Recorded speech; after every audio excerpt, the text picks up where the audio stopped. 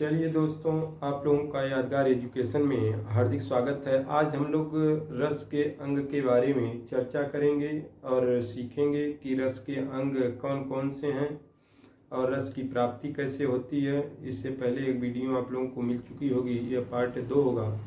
तो दोस्तों चलें, हम लोग समय का सदुपयोग करते हैं कि रस के अंग कौन कौन से हैं। तो रस के अंग की बात करें, रस के अंग की बात करें, आप लोगों से कहे थे एक ट्रिक देने के लिए, तो दोस्तों वह ट्रिक आज आप लोगों को मिल जाएगी।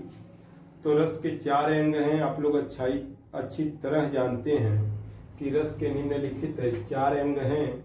नंबर 1 का नाम देख लेते हैं। नंबर 1 है अस्थाई भाव, जिसकी संख्या 9 या 11 बताई जाती है। नंबर 2 है विभाव, जिसकी इसके भेद की बात करें तो कितने होते हैं, 4, और मुख्य कभी कभी आप लोगों को 2 भेद, 3 या 4, इस प्रकार आप लोग 2 या 3 कर सकते हैं। 3 भेद भी हो सकते हैं, 2 भेद भी।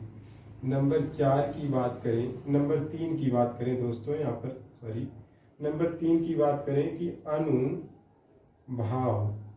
अनुभाव की बात करें, या तीसरा जो है भेद, हम लोग रस के अंग देख रहे हैं तो रस के 4 अंग हैं। अनुभाव के अगर कोई कहे कि अनुभाव के भेद बताइए तो 2 भी होते हैं मुख्य रूप से, और 4 भी कर सकते हैं। अब नंबर 4 की बात करें दोस्तों तो यह होता है संचारी भाव, अथवा या इसी को व्यभिचारी भाव कहते हैं, अथवा या इसे क्षणिक भाव भी कहते हैं। इसकी संख्या पूछता है दोस्तों तो यह 33 होते हैं। हमारी जानकारी में यहाँ तक आप लोग समझ चुके होंगे। तो दोस्तों हम लोग आगे चलते हैं। सभी में लिखा है स्थायी भाव, विभाव, अनुभाव, संचारी भाव, व्यभिचारी भाव, क्षणिक भाव। तो दोस्तों हम लोग भाव क्या है इसके विषय में चेक कर लेते हैं। भाव किसे कहते हैं? कोई कहे आपसे कि भाव का अर्थ बताइए, तो मन के विकारों को भाव कहते हैं। किसे? मन के विकारों को भाव कहते हैं। दोस्तों हमारी जानकारी में हमारी बात अच्छी तरह आप लोग समझ गए होंगे। तो मन के विकारों को भाव कहते हैं। तो दोस्तों हम आगे आज चलते हैं। अस्थाई भाव क्या है, इनकी संख्या क्या है, और इसमें महान ट्रिक की भी बात करेंगे कि इसमें कौन सी ट्रिक है आप लोगों को देने वाला हूँ, जो आज तक आप लोग नहीं देखे हैं, यूट्यूब पे भी नहीं देखे होंगे। यह ट्रिक है और हमारे द्वारा बनाई गई ट्रिक है। अस्थाई भाव की संख्या की बात करें कि तो 9 या 11 है। तो देखिए महान ट्रिक क्या है, महान ट्रिक क्या है। ट्रिक तो दोस्तों यह ट्रिक रस और अस्थाई भाव याद करने का है। अस्थाई भाव याद करने का है। रस का और अस्थाई भाव को याद करने का यह ट्रिक है। तो दोस्तों हम लोग इस ट्रिक को पहले तो सुन लेते हैं। इस ट्रिक को हम लोग पहले देख लेते हैं। अगर कोई कहे कि अस्थाई भाव की संख्या आप लोग 9 या 11 देख रहे हैं, यह तो सही है। कोई कहे कि परिभाषा बताइए, तो परिभाषा बताएंगे। अस्थाई भाव की संख्या पहले देख लेते हैं कि 10 है तो 10 नहीं, 11 है तो 11 देख लेते हैं। तो 1 number, 2 number, 3 number, 4 number, 5 number. तो दोस्तों हमारी जानकारी में आप लोग समझ सकते हैं। तो यह है महान ट्रिक की बात कर रहे हैं हम लोग। तो महान ट्रिक आप लोगों को दे रहे हैं, तो देख लीजिएगा। 1 number, 2 number, 3 number, 4 number, 5 number, 6 number, और यहाँ पर लिख दे रहे हैं दोस्तों 7 number, 8 number, 9 number, 10 number, 11 number. तो 11 रस हैं, 11 अस्थाई भाव होंगे। तो यहाँ पर बात करते हैं, ट्रिक का नाम है सिर कस बीरू भय रोक हाँ। सिर कस हमारी जानकारी में आप लोग अच्छी तरह समझ रहे हैं दोस्तों। सिर कस बीरू भय रोक हाँ। अभी शनि शनि अभी लिखें, अभी शनि विघ्र भक्ति बा। दोस्तों हमारी जानकारी में आप लोग देख रहे हैं, सिर कस बीरू भय रोक हाँ। अभी शनि विघ्र भक्ति बा। सिर कस बीरू भय रोक हाँ। अभी शनि विघ्र भक्ति बा। तो यह आप लोगों का क्या है दोस्तों, ट्रिक है, यह ट्रिक है। और 11 ट्रिक है, तो यह एक साथ में आप लोग पढ़ सकते हैं कि सिर कस बीरू भय रोक हाँ। अभी शनि विघ्र भक्ति बा। सिर कस बीरू भय रोक हाँ। अभी शनि विघ्र भक्ति बा। तो दोस्तों यह आराम से आप लोग पढ़ सकते हैं। तो हम लोग क्या है, इसमें क्या चीज छिपा है, तो यहाँ पर रस लिख लेते हैं। यहाँ पर हम लोग रस लिख लेते हैं दोस्तों, रस लिख लेते हैं। और यहाँ पर अस्थाई भाव लिख लेते हैं, अस्थाई भाव लिख लेते हैं। चलिए दोस्तों, हमारी जानकारी में हमारी बात अच्छी तरह आप लोग समझ रहे हैं। सिर का, कोई कहे कि सिर का मतलब क्या लिखे हैं, सिर का मतलब, तो दोस्तों सिर का देख लीजिएगा मतलब, सी से सिंगार, स से सिंगार, रस और अस्थाई भाव, र से रति, सिर है सिर सिंगार और अस्थाई भाव रति। इसका देख लेते हैं दोस्तों, करुण रस, क से करुण रस, स से आप लोग जानते हैं शोक होता है अस्थाई भाव। हमारी जानकारी में हमारी बात अच्छी तरह आप लोग समझ रहे हैं। अब देखिए बीरू, वीर धन उ होता है, तो बीरू में वीर रस है और उत्साह अस्थाई भाव है। हमारी जानकारी में यह भी बात आप लोग समझ गए हैं। भय से आप लोग भयानक रस जानते हैं, यह कॉमन है, भय केवल लिख दिए हैं। तो भयानक से भय अस्थाई भाव होता है, भयानक रस और भय अस्थाई भाव। रोक्र का देखिए दोस्तों, तो रोक का रौद्र रस और अस्थाई भाव, क से क्रोध होता है, क्रोध अस्थाई भाव होता है। हमारी जानकारी में आप अच्छी तरह। हा से हास्य रस होता है और हास्य अस्थाई भाव होता है। हमारी जानकारी में यह भी बात अच्छी तरह आप लोग हमारी समझ रहे हैं। दोस्तों अच्छा लगे तो इसको लाइक करिएगा। अभी अद्भुत रस का, अद्भुत रस का अस्थाई भाव विभत्स होता है कि विस्मय होता है, विस्मय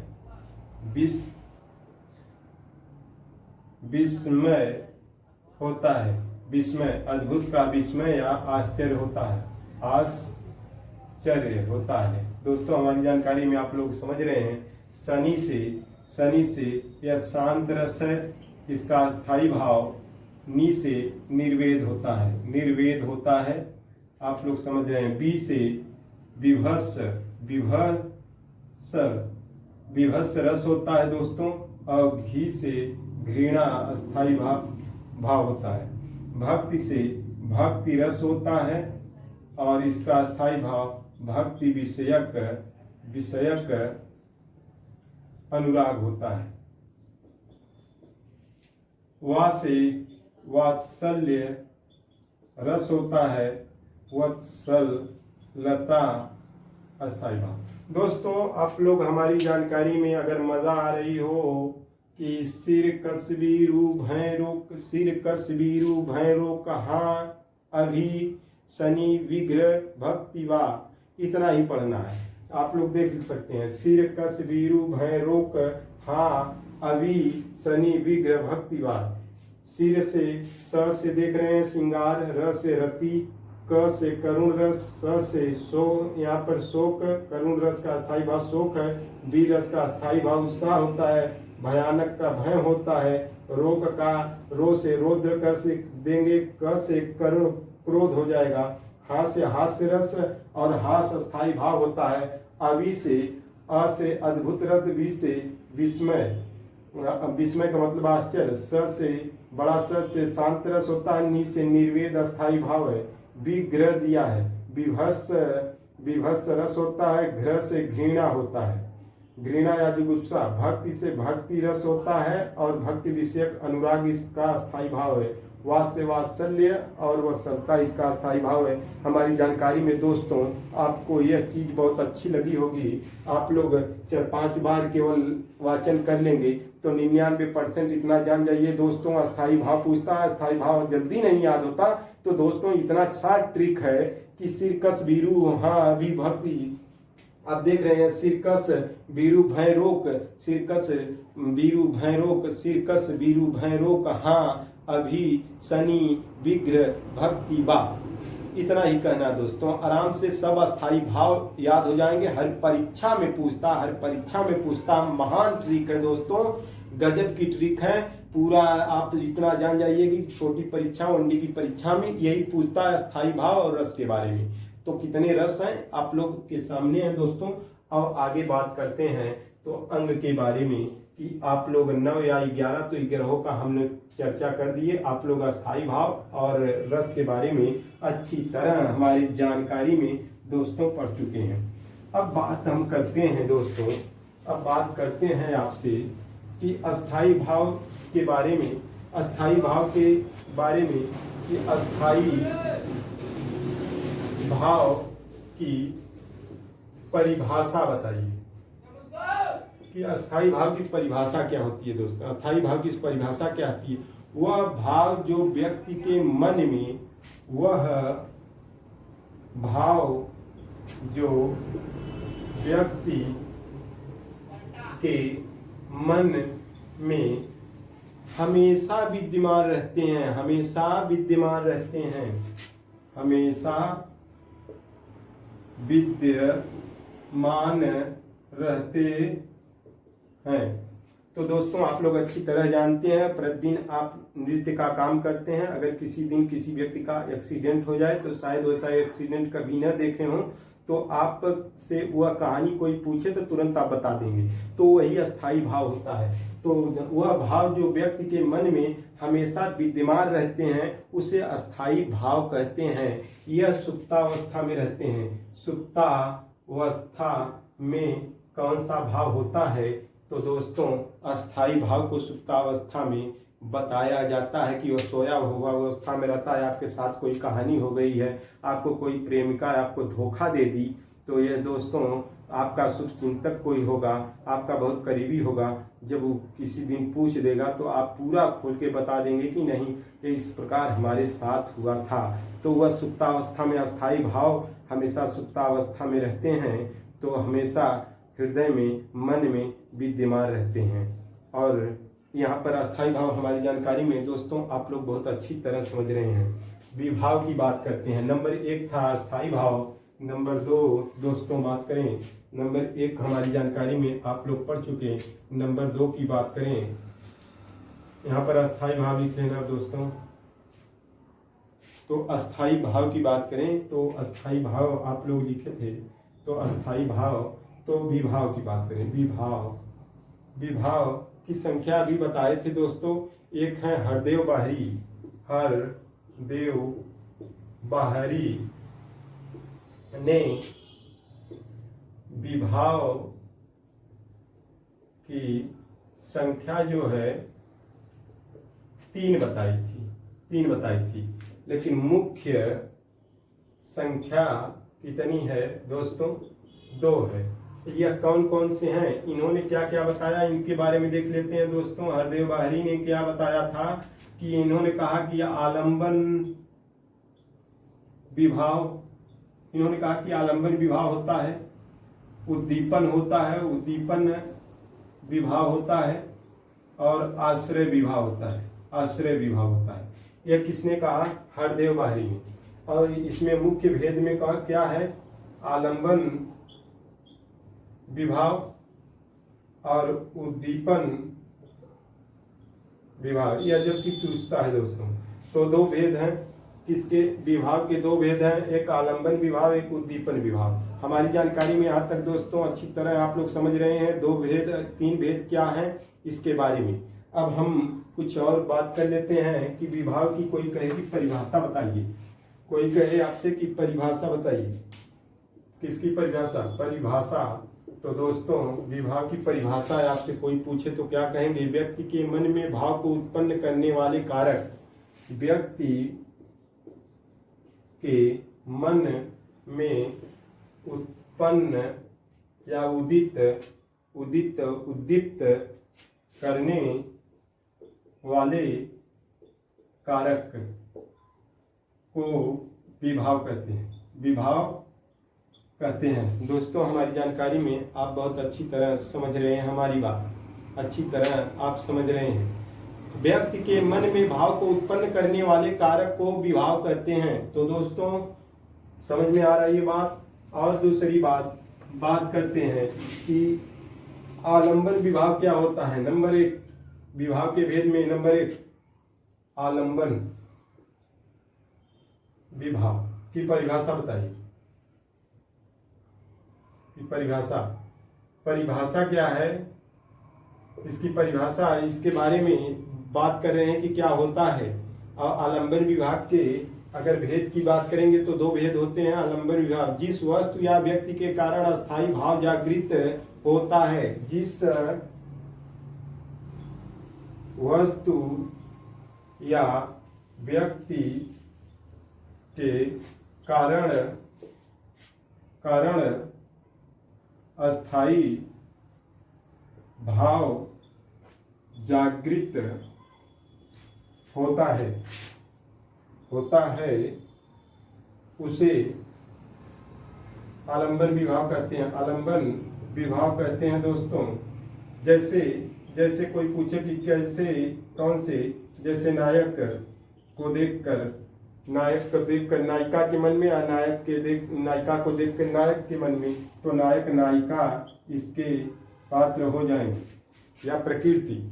तो इस प्रकार दोस्तों जिस वस्तु या व्यक्ति के कारण अस्थायी भाव जागृत होता है उसे आलंबन विभाव कहते हैं। तो दोस्तों आगे हम लोग चलते हैं कि आलंबन विभाव के भेद अगर कोई पूछे कि आलंबन विभाव के भेद कितने होते हैं, तो दो होते हैं। भेद की बात करें दोस्तों, भेद की, तो इसके दो भेद होते हैं। नंबर 1 का नाम क्या है? आश्रय। नंबर 2 का नाम है विषय। नंबर 2 का नाम है विषय। दोस्तों आश्रय किसे कहते हैं? आश्रय किसे कहते हैं? जिसके मन में भाव जागृत हो, जिसके मन में भाव जागृत हो उसे आश्रय कहेंगे। चलिए, नायक हो सकता है, नायिका हो सकती है, व्यक्ति हो सकता है। तो देखिए दोस्तों, जैसे इस प्रकार आप लगा सकते हैं कि जैसे नायक या नायिका के मन में क्या है, जिसके मन में भाव जागृत हो उसे आश्रय कहते हैं। यह दिमाग में रहे। अब जिसके कारण भाव जागृत हो, जिसके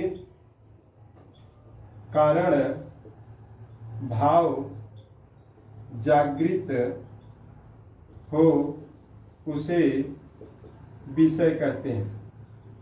नहीं समझ में आया आप लोगों को? ये बात नहीं समझ में आई? विभाव के दो भेद यहाँ पर, कि एक आलंबन बताए, एक उद्दीपन बताए। आलंबन के दो भेद हैं। इसको न समझ में आया हो तो बता दे रहे हैं, आप लोगों से बता दे रहे हैं कि क्या होता है यह आश्रय, क्या विषय होता है। जैसे दोस्तों आप लोगों की मोबाइल रास्ते में गिर गई, अब गिर गई, सिम भी खो गई।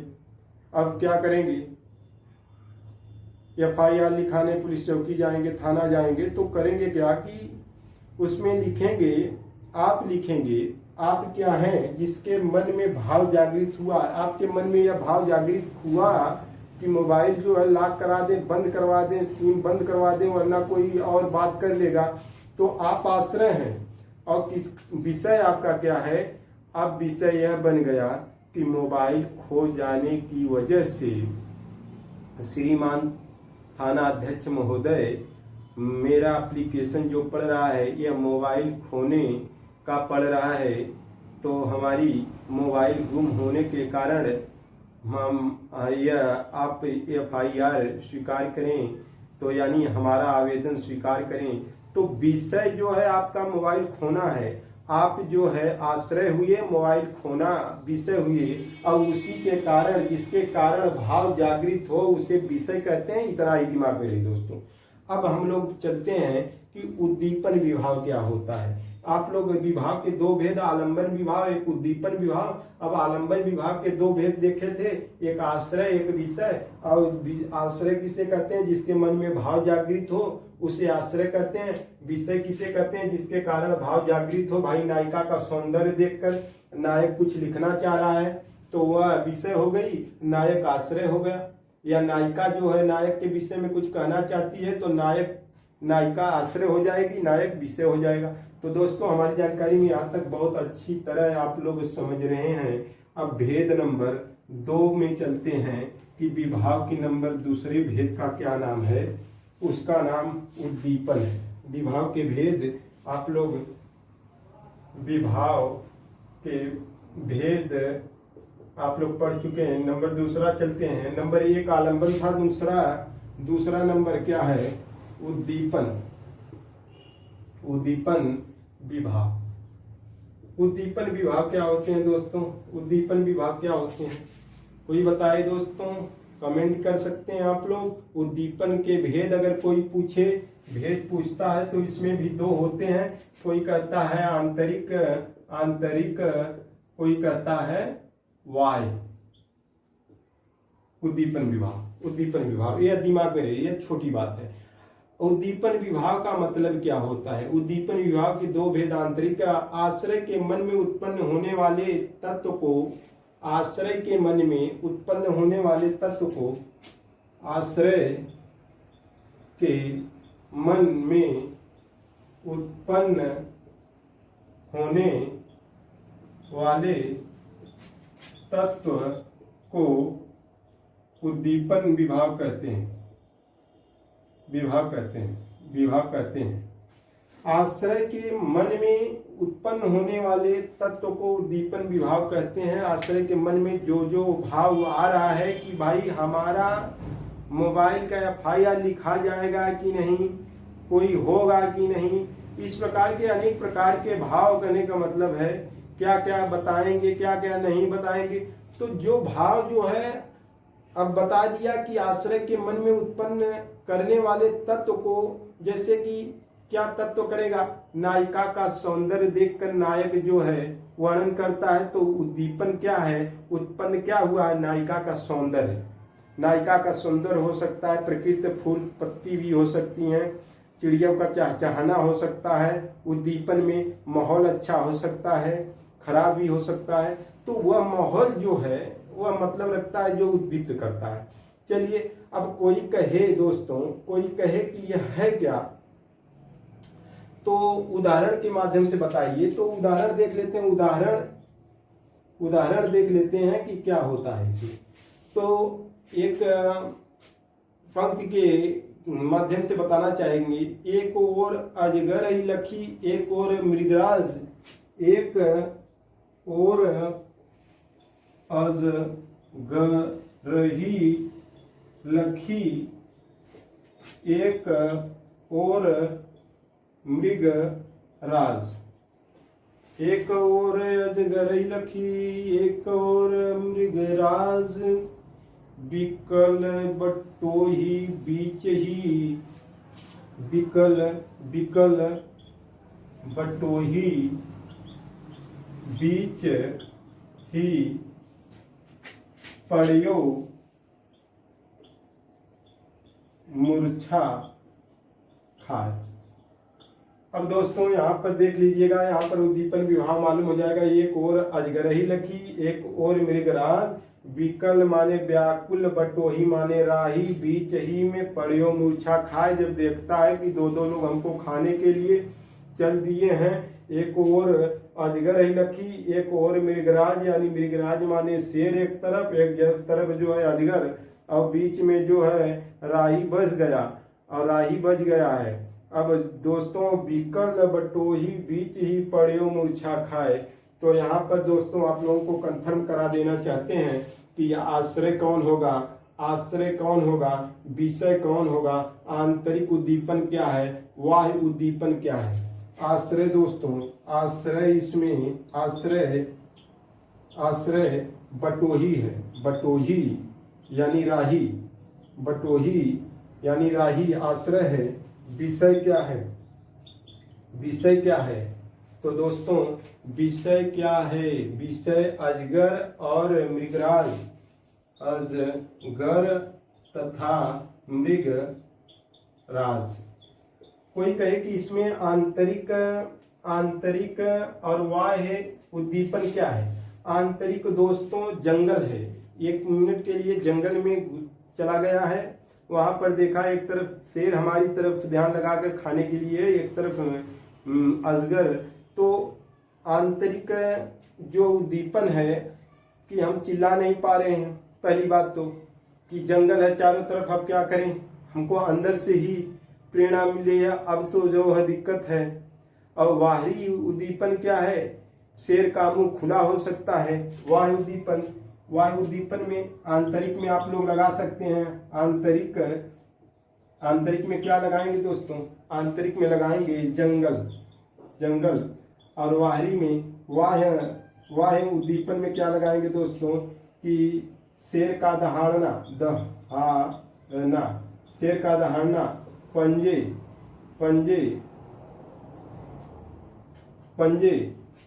और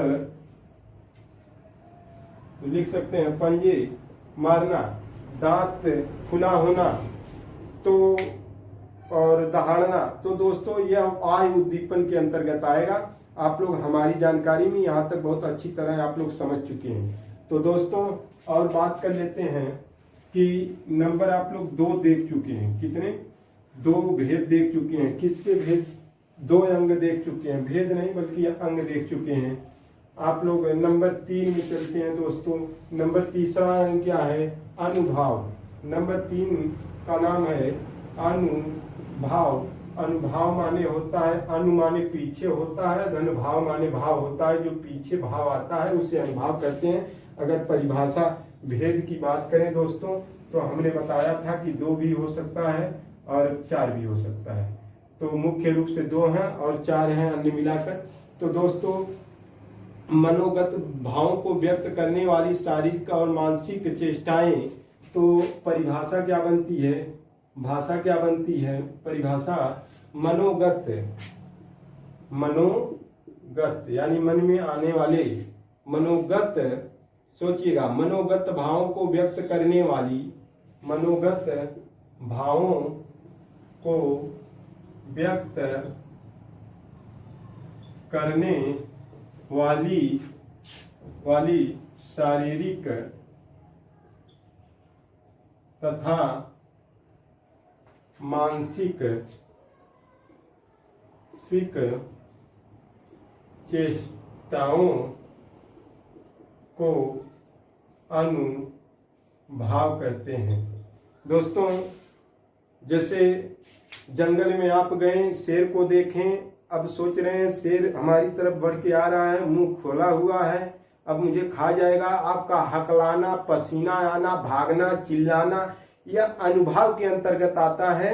इतना दिमाग में रहे। शारीरिक, मानसिक जो टेंशन बना हुआ है, पसीना आना, हकलाना, चिल्लाना, चिल्ला रहे हैं, कुछ आवाज न आना, तो यह सब अनुभाव के अंतर्गत आते हैं। दोस्तों हमारी जानकारी में हमारी बात बहुत अच्छी तरह से जान गए हैं। अनुभाव के बाद में आता है, अनुभाव जो है बाद में आता है, भावों के बाद में आता है। अनुभाव जो होता है भावों के बाद में आता है, उसे अनुभाव कहते हैं। अब दोस्तों मुख्यतः 2 प्रकार के हैं, एक कायिक है, एक सात्विक है।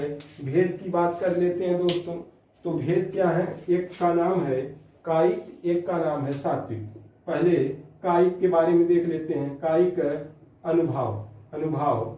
तो कायिक अनुभाव क्या होता है दोस्तों, कायिक अनुभाव क्या होता है, कायिक अनुभाव शारीरिक चेष्टाओं को कहते हैं। किसे कहते हैं, शारीरिक चेष्टाओं को कायिक अनुभव कहते हैं। तो दोस्तों जैसे जैसे कोई आपसे पूछे कि कायिक अनुभव जो शारीरिक चेष्टाओं को कायिक अनुभव कहते हैं, कायिक अनुभव कहते हैं। का माने कायिक, माने अनुभव, इस प्रकार लिखे हैं दोस्तों शार्ट में, तो इतना दिमाग में रहे। कायिक अनुभव के अंतर्गत आएंगे काया, काया माने शरीर होता है, इसका जो होता है जैसे कि कटाक्षपात करना, कटाक्षपात करना, इशारा करना, हाथ से इशारा करना,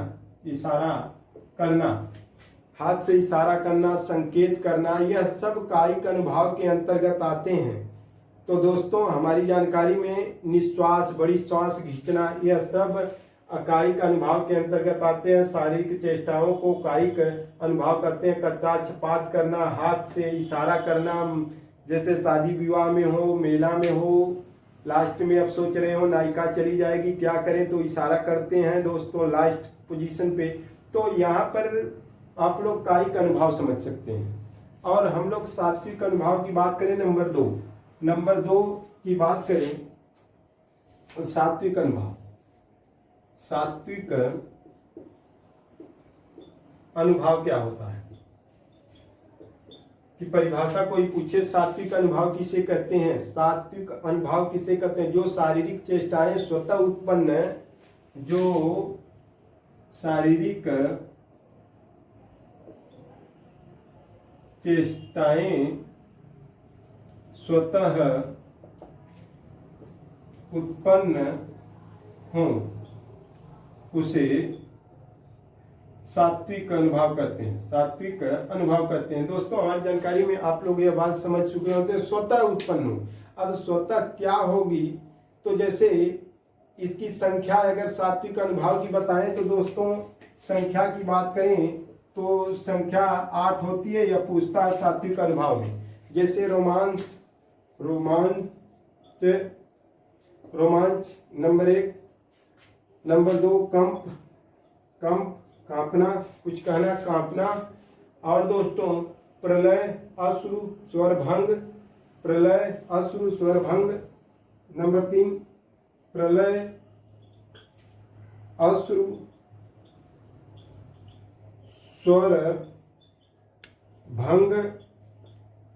स्वरभंग।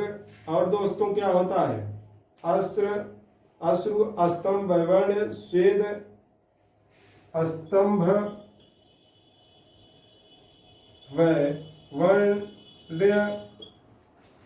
वैवण्य। दोस्तों 1 2 3 4 5 6 और 7। नंबर 8 की बात करें, स्वेद होता है, स्वेद। तो यह दोस्तों हमारी जानकारी में आप लोगों के समझ में आ गया होगा कि कायिक अनुभव की संख्या जो है 8 होती है। कायिक अनुभव की संख्या 8 होती है, जो शारीरिक चेष्टाएं स्वतः उत्पन्न हो जाती है। यहाँ पर आप लोग देख सकते हैं, अश्रु आना, किसी की याद में रोने लगना, बैठ के सोच के रोने लगना, बिना किसी तीसरे के रहने पर भी, तो स्वतः होने लगना। चिऊक जाना, लंबी सांस लेना, आह कहना, यह सब क्या है, सात्विक अनुभव के अंतर्गत आते हैं। हमारी जानकारी में दोस्तों बहुत अच्छी तरह आप लोग समझ रहे हैं। संचारी भाव और व्यभिचारी भाव लास्ट चलते हैं दोस्तों, और लास्ट में हम अंग के बारे में आप जानकारी ले रहे हैं, अंग के बारे में कि कौन कौन से अंग हैं। इससे पहले वाली वीडियो में आनंद लिए होंगे, तो यहाँ पर दोस्तों थोड़ा हम लोग कुछ पढ़ लेते हैं, फिर उसके बाद बात करते हैं। नंबर 4 की बात करें कि संचारी भाव क्या होते हैं, या इसे क्षणिक भाव कहते हैं, या व्यभिचारी भाव कहते हैं। तो दोस्तों आप लोग जानते हैं कि यह किस लिए पढ़ रहे हैं, यही तो रस के अंग हैं, यही तो रस बनाएंगे। यह इस प्रकार पढ़ेंगे कि अनुभाव, विभाव तथा संचारी भाव के संयोग से जहाँ रति नामक अस्थायी भाव प्राप्त हो, वहां पर श्रृंगार रस होता है। सभी को इसी पे तौल देंगे हम लोग। जहाँ पर अनुभाव, विभाव तथा संचारी भाव के संयोग से शोक नामक अस्थायी भाव प्राप्त हो, वहां पर करुण रस होता है। तो दोस्तों इस प्रकार भी परिभाषा सभी रसों की बनेगी। इसलिए संचारी भाव, क्षणिक भाव, व्यभिचारी भाव हम लोग क्या होता है इसके बारे में चर्चा करेंगे। इनकी संख्या पहले दोस्तों आप लोगों से बता दें कि संख्या बहुत पूछता है, तो इसकी संख्या 33 होती है। आप लोग कन्फर्म हैं? जो भाव मन में अल्प समय तक रहते हैं, जो भाव मन में अल्प समय तक रहते हैं उसे संचारी भाव कहते हैं। संचारी भाव कहते हैं। कोई पूछे कि संचारी भाव क्या है? जैसे कि आप रोज प्रतिदिन कोचिंग पर आ रहे हैं, जा रहे हैं, कितने लोग साइकिल से गए, कितनी मोटर गाड़ियां गई, कितने लोग आए गए, लेकिन सभी पे ध्यान आप नहीं देते हैं। कहीं वहीं पर दुर्घटना हो जाए तो वह भाव अस्थायी हो जाएगा। लेकिन संचारी भाव मन में हमेशा पानी के बुलबुलों की तरह आता है, चला जाता है, आता है, चला जाता है। अगर कोई पूछे कि फला आदमी आपसे साइकिल से जा रहा था, मिला था, तो आप कहेंगे कि शायद हम नहीं देखे, बहुत लोग गए थे। तो वह संचारी भाव, हमेशा मन में संचार होता है। जैसे आपकी सांस हमेशा चलती है, आप गिनते नहीं हैं, जैसे धड़कन हमेशा चलती है, आप गिनते नहीं हैं, तो उसी तरह संचारी भाव, कितने लोग मिले, कितने लोग गए, कितने लोग जीवन में आए, कितने लोग चले गए, तो यह आप नहीं समझ सकते। तो दोस्तों जो भाव मन में अल्प समय तक रहते हैं, संचरण करते हैं, मस्तिष्क में कुछ क्षण के लिए आते हैं और चले जाते हैं, पानी के बुलबुलों के समान होते हैं, उसे संचारी या व्यभिचारी या क्षणिक भाव कहते हैं। इनकी संख्या दोस्तों 33 है। और कुछ की बात करें दोस्तों, जैसे संख्या की बात करें दोस्तों, तो निद्रा हो सकता है, शंका हो सकता है, स्वप्न हो सकता है, निद्रा हो सकता है, शंका हो सकता है, स्वप्न हो सकता है, स्वप्न हो सकता है, चिंता हो सकता है। तो दोस्तों इस प्रकार अनेक आ सकते हैं। लज्जा हो सकता है, हर्ष हो सकता है, गर्व हो सकता है, भय हो सकता है, आलस्य हो सकता है, व्याधि हो सकती है। इसकी संख्या 33 है दोस्तों। अगर मजा आया होगा तो दोस्तों लाइक करिएगा, लाइक करिएगा। अगर आप लोग पढ़ने वाले हैं दोस्तों, तो हमारी जानकारी में अच्छी चीज है, और इसके बाद आनंद में विभोर कर देंगे दोस्तों। विश्वास करिएगा, गम न करो मेरे मरने का दोस्त, मर कर भी हम आएंगे, इस तन्हाई के आलम से आपको उठा ले जाएंगे। तो दोस्तों अगर मजा आए तो लाइक करिएगा। अगली वीडियो में मिलते हैं। श्रृंगार रस लेकर चलेंगे दोस्तों। श्रृंगार में पिय प्यारे तिहारे निहारे, बिना अखिया दुखिया नहीं मानत है, कागज पे लिखत न बनत कहत संदेश लजात, अरे कईयों सब तेरो हियो मेरे ही की बात, कहत नटत रिजत खिलत मिलत खिलत लजियात, भरे भवन में करत हैं नैनन ही सब बात। तो दोस्तों बहुत आनंद आएगा। चलिए श्रृंगार रस और हम लोग श्रृंगार रस और हास्य रस, करुण रस, यह रसों के बारे में चर्चा करेंगे। तो दोस्तों अगर आनंद आया हो, आनंद मिला हो, तो दोस्तों यह रस में आनंद, रस का अर्थ ही आनंद है। तो दोस्तों अगर आनंद आए तो आप लोग लाइक करिएगा, और अगली वीडियो में आप लोगों से फिर रूबरू होते हैं। तब तक के लिए दोस्तों नमस्कार।